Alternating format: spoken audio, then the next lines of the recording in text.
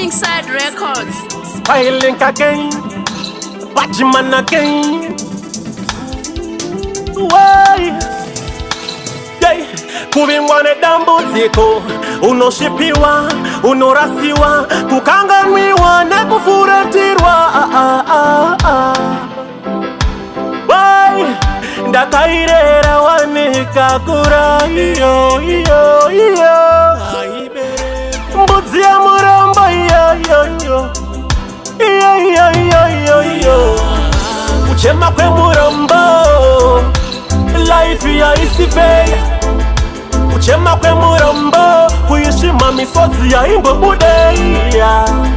Kuchema kwe muramba, life ya isifeya.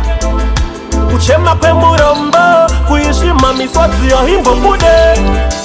Masa ye muramba ndayeyi, kuzvanyirirwa kovatadzeyi.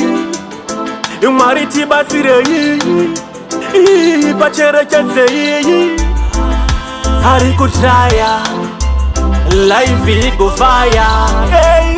Wona vampomera, pasina makachokwadi zvakamuomera.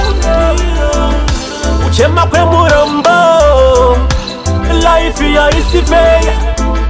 Kuchema kwe muramba, kuishima misozi ya imbo budeya.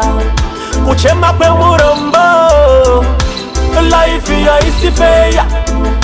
Kuchema kwe muramba, kuishima misozi ya imbo budeya. Kuvimbwane dambu ziko, unoshipiwa, unorasiwa, kukanganwiwa na kufuretirwa. Why? Ndakairera wanikakura iyo. Mbudzi ya muramba iyo. Kuchema kwe muramba, life ya isifeya. Kuchema kwe muramba, kuishima misozi ya imbo budeya. Kuchema kwe muramba, life ya isifeya. Kuchema kwe muramba, kuishima misozi ya imbo budeya. Masa ye muramba ndayeyi, kuzvanyirirwa kovatadzeyi. Imwariti basireyi, pacherechedzeyi. Ari kutraya, life igofaya. Wona vampomera, pasina makachokwadi zvakamuomera.